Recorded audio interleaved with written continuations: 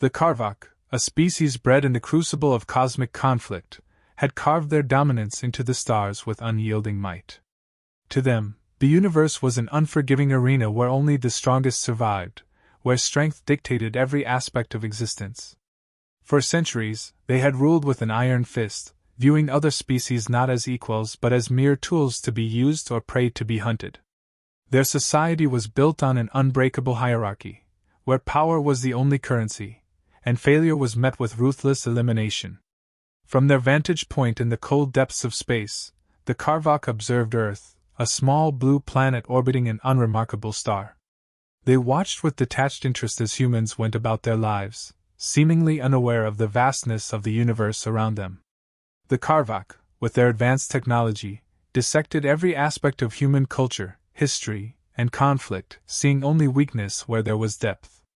They noted the wars, the divisions, the struggles for power and resources, and to them, it was all evidence of a species too fractured, too primitive to pose any real threat. The Karvak Council, comprised of the most fearsome and calculating of their kind, deliberated with cold efficiency. They saw in humanity the potential for a new slave species, useful, adaptable, and easy to subjugate. After all, the humans had no unified military might that could stand against the Karvak armada, no advanced technology that could rival their own. They were, in the eyes of the Karvak, ripe for conquest, their world a treasure trove of resources waiting to be plundered. With their decision made, the Karvak prepared for what they expected to be a swift and decisive campaign. Their invasion fleet, a dark cloud of ships bristling with destructive power, descended upon Earth with the arrogance of a predator confident in its kill. The skies over major cities darkened as the Karvak forces landed, their soldiers, towering and armored, stepping onto human soil for the first time. They were met with silence, a stillness that they interpreted as fear, as submission. The Karvak believed that the humans were too shocked, too terrified to resist. In their hubris, they mistook the initial quiet for surrender, not realizing that humanity was simply catching its breath, assessing the threat that had suddenly appeared on their doorstep. The Karvak, so used to overwhelming their enemies with sheer force, did not anticipate that this silence was the calm before the storm. As they advanced, their arrogance grew. They saw no organized military response, no coordinated defense. The humans were scattered, disorganized, or so it seemed. The Karvak forces moved deeper into human territory, spreading out as they began to secure their new dominion. Their commanders, confident in their superiority, did not bother to question the ease of their progress. They did not notice the subtle preparations being made in the shadows, the silent communication between human factions, the way the civilian population began to vanish into the countryside and underground networks. It was only when the first Karvak squad failed to report in that they began to sense something was wrong. And then another, and another. Reports of ambushes, of traps laid in the most unlikely places, of resistance fighters emerging from nowhere to strike with a ferocity the Karvak had never seen, began to filter back to the command ships. The Karvak, who had expected a simple subjugation, were suddenly faced with an enemy that was not only fighting back but doing so with a cunning and resolve that belied their earlier assumptions. This was not the war they had planned for. This was something else, something far more dangerous. The Karvak, in their haste to conquer, had overlooked one crucial fact: the humans were not prey.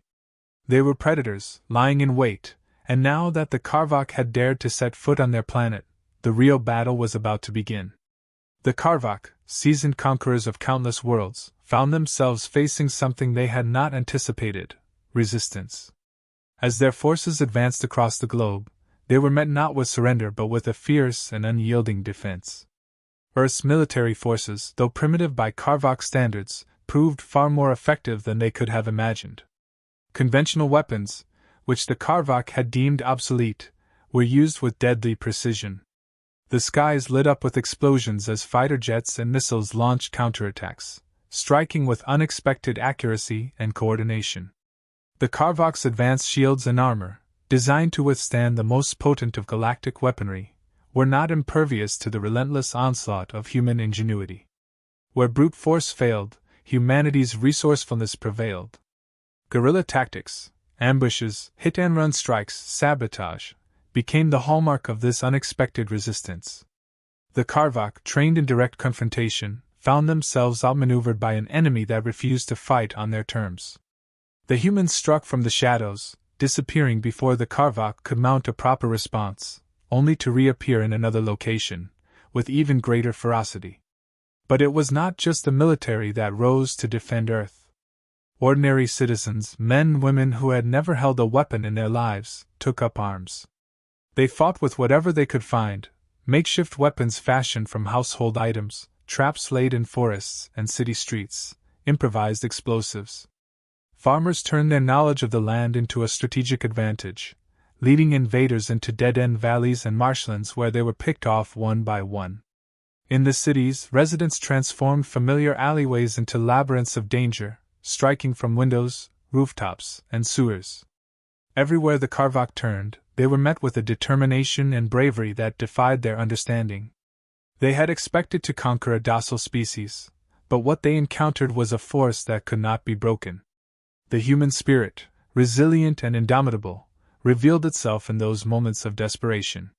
Fear had been the Karvak's most powerful weapon, but it was rendered useless against an enemy that refused to be cowed. As the days turned into weeks, the Karvak began to experience something unfamiliar: fear. Reports from the front lines grew increasingly grim. Entire squads were lost without a trace, patrols ambushed in broad daylight, supply lines severed by unseen hands.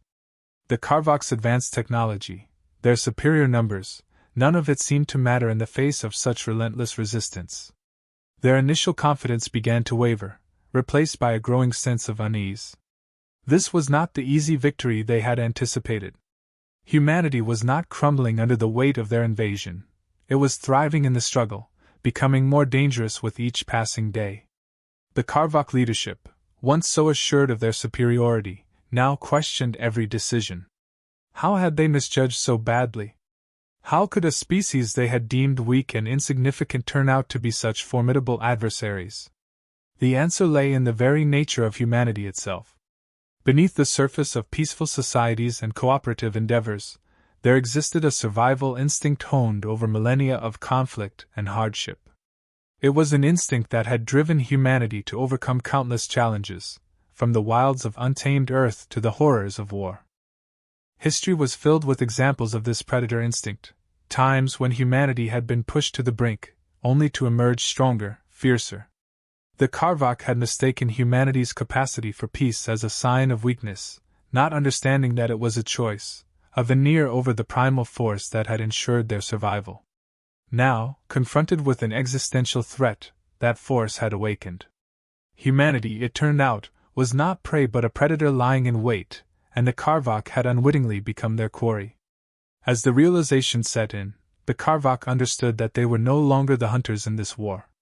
They had provoked a species that, when cornered, did not simply fight back. They unleashed a fury that could not be contained. The Karvak's invasion, once so certain, now teetered on the edge of collapse, as they faced the grim reality that they had underestimated not just humanity's strength, but its very nature. In a bid to regain control of the situation spiraling out of their hands, the Karvak shifted their strategy. Believing that understanding the enemy could offer them the upper hand, they captured a group of human prisoners. These captives, taken from the battlefront, were meant to be interrogated, to have their minds dissected for the secrets of humanity's unexpected resilience.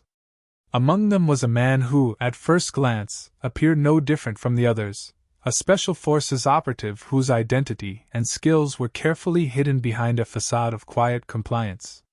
The Karvak, steeped in their rigid hierarchy, believed they could break any being with the right amount of pressure. They viewed their captives as mere pawns, tools to be used to extract information. But they underestimated the operative, whose training had prepared him for situations exactly like this. He was not merely a soldier, he was an expert in psychological warfare, a master at turning the tables on his enemies without them even realizing it. Subtly, he began to manipulate his captors. His first move was simple: planting seeds of doubt. During the interrogations, he would let slip carefully crafted lies, hints of a larger, more organized human resistance. He spoke of secret alliances, hidden bases, and a network of communications that stretched far beyond what the Karvak had anticipated. His words were calculated to play on their deepest fears, and the Karvak, already unnerved by the unexpected resistance they had faced, began to believe him. The operative understood the Karvak's fear of failure, their absolute terror of showing weakness in a society where power was everything. He used this knowledge to his advantage, creating rifts among the officers. In quiet moments, he would hint at betrayals, suggest that certain officers were questioning their superiors' decisions. He watched as these doubts grew, spreading like a virus through the Karvak ranks. They began to second-guess each other, their unity cracking under the pressure of mistrust. As the operative's influence spread, the Karvak found themselves in a state of growing chaos. Reports from the battlefield became contradictory, as officers, fearing the repercussions of failure, began to falsify their results to save face. They exaggerated their successes, downplayed their losses, and in doing so, left the Karvak command with a distorted picture of the war. The once formidable Karvak war machine started to falter, not because of any external force, but because of the internal rot that the operative had so skillfully sown. The fear of punishment, the dread of losing status, drove the Karvak leaders to make increasingly erratic decisions. Some ordered reckless attacks to prove their strength, leading to disastrous losses. Others hesitated, paralyzed by the fear of making the wrong move, allowing human forces to gain critical advantages. The once disciplined and united Karvak forces began to unravel, their effectiveness diminished by the very fear that had once driven them to power. This was humanity's psychological edge, an understanding not just of war, but of the mind. The operative knew that the most effective way to defeat an enemy was not always through direct confrontation, but by exploiting their weaknesses, turning their strengths into vulnerabilities. The Karvak, who had relied so heavily on their dominance and fear tactics, were now finding those very tools being used against them. As the chaos within the Karvak ranks deepened, they started to grasp the magnitude of their mistake. They had underestimated the cunning and adaptability of humans, assuming that their technological superiority and military might would be enough. But they had failed to see that humanity's greatest strength lay in their ability to think, to adapt, to survive against all odds. The operative, through his subtle manipulations, had turned the tide of the war without firing a single shot, exposing the Karvak's vulnerabilities and using them to devastating effect. Now, as the Karvak leaders looked out over the battlefield, they saw not the easy victory they had once envisioned, but the harsh reality of their situation. They were no longer in control. They were caught in a web of their own making, ensnared by the very prey they had sought to dominate. And as they realized the full extent of their underestimation, a new fear took root within them, a fear not just of losing, but of being outsmarted by the very species they had thought so little of. In the throes of desperation, the Karvak uncovered what they believed to be their salvation, a long-buried artifact deep within the Earth's crust. Their advanced scanning technology detected something extraordinary, something ancient and powerful. Excavation began immediately, driven by a growing sense of urgency as the war continued to slip through their grasp. What they unearthed was not merely an artifact but a relic from a time long forgotten by humanity, a time when Earth's civilizations wielded power far beyond the comprehension of the present day. This relic, as the Karvak discovered, was a bioengineered weapon, dormant yet humming with potential energy. Its design was unlike anything the Karvak had seen before, elegant in its simplicity, yet terrifying in its implied capabilities. The weapon bore the unmistakable marks of advanced technology, the kind that could shift the balance of power in an instant. The Karvak, who had always relied on their superior firepower, saw in this artifact a trump card, a means to finally crush the stubborn resistance of humanity and bring Earth to its knees. Their scientists and engineers worked feverishly to unlock the secrets of the weapon, believing it to be their key to victory. The Karvak leadership envisioned a scenario where this ancient power would be unleashed upon the human population, devastating their defenses and ensuring a swift end to the conflict. In their minds, this weapon was the answer to all their problems, a final, decisive blow that would reassert their dominance and erase the embarrassment of their faltering invasion. But as they delved deeper into the artifact's mechanisms, the Karvak encountered an obstacle they had not anticipated. The weapon, despite its apparent simplicity, resisted their every attempt to activate it. Their finest minds, trained in the manipulation of advanced technology, could not decipher the underlying code that powered the device. It was as if the weapon was alive, responding only to something the Karvak did not possess. Frustration mounted as the Karvak realized that this ancient weapon was not designed for just anyone to wield. It had a specific requirement, one that was inscribed deep within its core, a genetic key. Only those with the right genetic markers, a signature found exclusively within the human genome, could activate the weapon. This twist, so unexpected, confounded the Karvak. They had believed themselves to be the masters of all things, yet here they were, faced with a technology that refused to bow to their will. As the reality of their situation set in, tensions among the Karvak leadership began to rise. The confidence that had once driven their campaign was now replaced by doubt and anger. Their inability to control the weapon led to fierce debates, accusations of incompetence, and a deepening divide among their ranks. The Karvak, who had prided themselves on their unity and strength, were now unraveling from within. Every failed attempt to activate the weapon only served to deepen the rift. Some leaders advocated for more extreme measures, pushing their scientists to the brink in search of a solution. Others, fearing that the weapon might turn against them if they continued to meddle, urged caution. This clash of perspectives further destabilized the already shaky Karvak command structure, leading to paranoia and infighting. Their misunderstanding of human biology, their ignorance of the depths of human history, had led them into a trap of their own making. The weapon they had pinned their hopes on, their so-called trump card, was now a source of bitter frustration and growing fear. It became clear that the Karvak had underestimated not just humanity's resilience, but also the legacy of power that lay hidden within the earth. In the midst of this turmoil, the Karvak began to realize the true nature of the threat they faced. This was no longer a simple campaign of conquest. It had become a battle for survival against an enemy that was far more complex, more dangerous than they had ever imagined. As the tensions continued to rise, the Karvak found themselves on the brink of a collapse, their hopes of victory slipping away with each passing moment.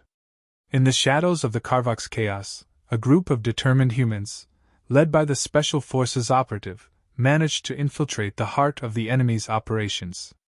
They had learned of the ancient artifact, the so-called weapon that the Karvak had unearthed, and they understood its true significance.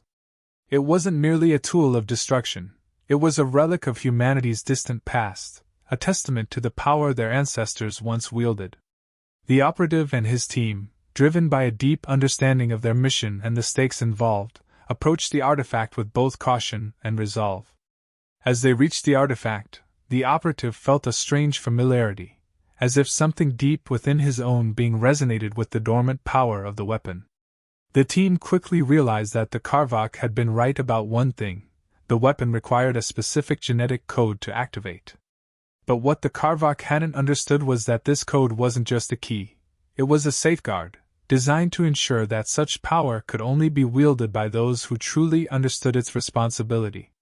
With a shared sense of purpose, the humans activated the weapon, not to unleash its destructive potential but to use it strategically. They knew that raw power alone wouldn't win the war. It was how that power was applied that mattered. The operative and his team devised a plan, one that would not only turn the tide of battle but also send a clear message to the Karvak and the rest of the galaxy. They used the weapon's energy to disrupt the Karvak's communication systems, creating confusion and fear among their ranks.